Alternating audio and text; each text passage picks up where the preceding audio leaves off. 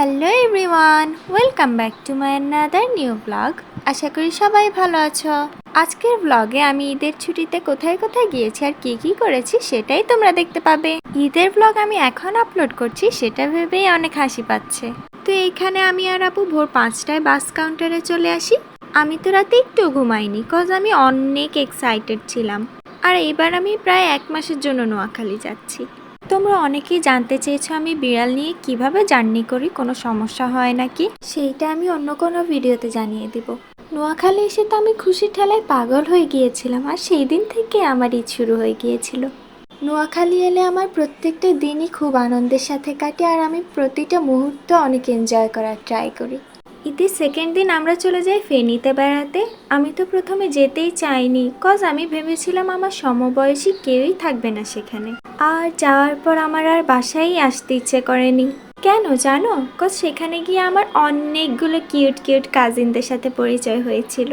প্রথম দেখায় আমাদের এত ভালো বন্ডিং হবে কখনোই ভাবিনি। আমি তো ওদেরকে অনেক মিস করছি। সত্যি বলতে আমার আপন কাজিনদের চেয়ে ওরা অনেক অনেক অনেক ভালো।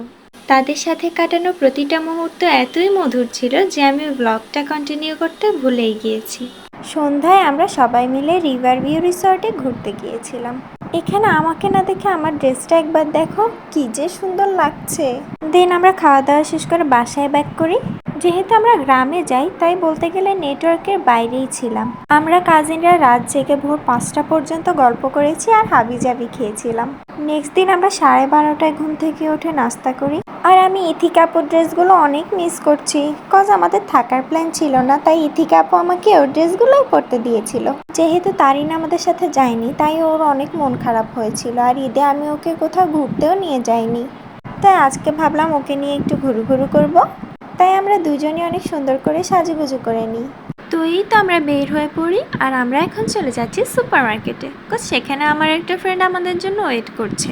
আমার দুইটা ফ্রেন্ডই নোয়াখালীতে, মারোয়া আর আলভি, আর আমি এইবার ওদের সাথে খুব কম সময় কাটিয়েছি। ঘুরু শেষ করে আমরা একটা রেস্টুরেন্টে মিট বক্স, কোল্ড কফি আর হাবিজাবি খেয়েছিলাম। আর তারিন আর আলভি মিলে আমাকে অনেক বাজে ছবি তুলে দিয়েছিল। অবশ্য আমি এক্সপেক্টও করি না ওরা আমাকে সুন্দর ছবি তুলে দিবে। যাকগে, নেক্সট দিন আমি খালামণির বাসায় গিয়েছিলাম, সেই ব্লগটাও তোমরা দেখতে পাবে। তো এই ছিল আমার আজকের ব্লগ। দেখা হবে অন্য কোনো ভিডিওতে। Good bye.